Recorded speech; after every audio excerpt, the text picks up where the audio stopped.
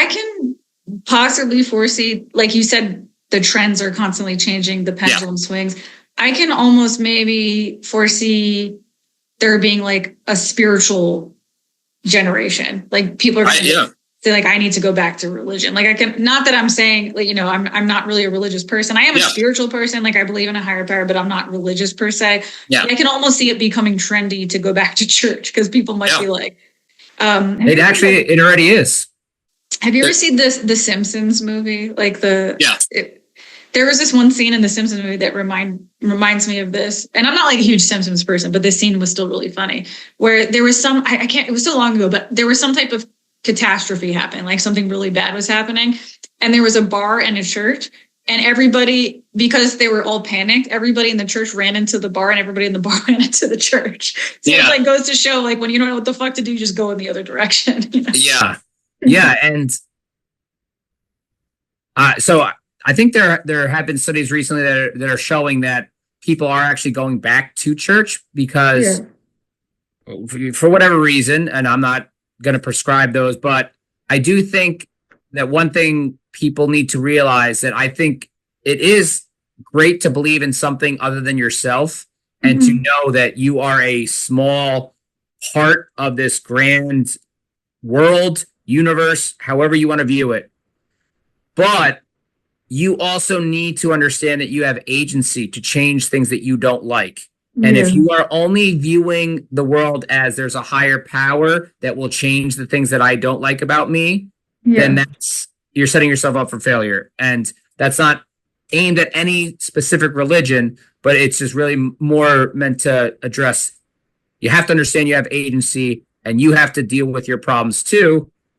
And then once you deal with that, that's how your life changes. Now, if you deal with your problems by saying there's a higher power, this happens for a reason, that gives you the perspective to deal with things maybe in a healthy way.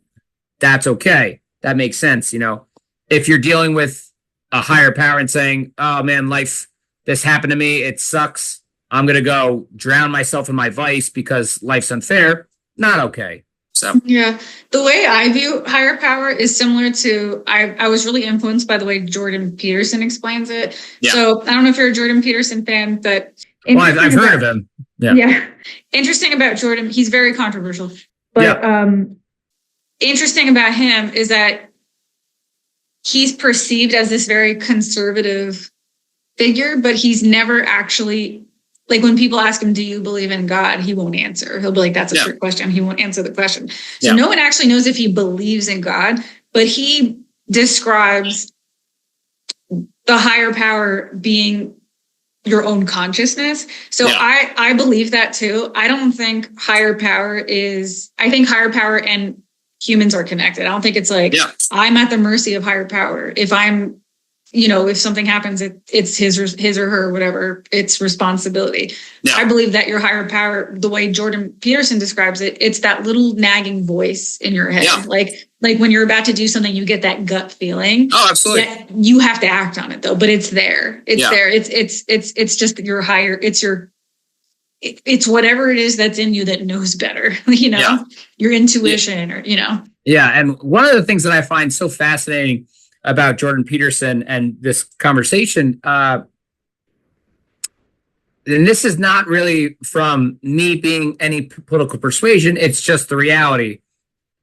If you're a conservative figure, you're controversial. If you're an open liberal figure, you're widely accepted and nobody cares. So there's a dynamic at play that is completely off the bat unfair. Like if you think about that. So one side of the aisle is allowed to be completely open and honest about their politics, and yet another side of the aisle is automatically considered controversial.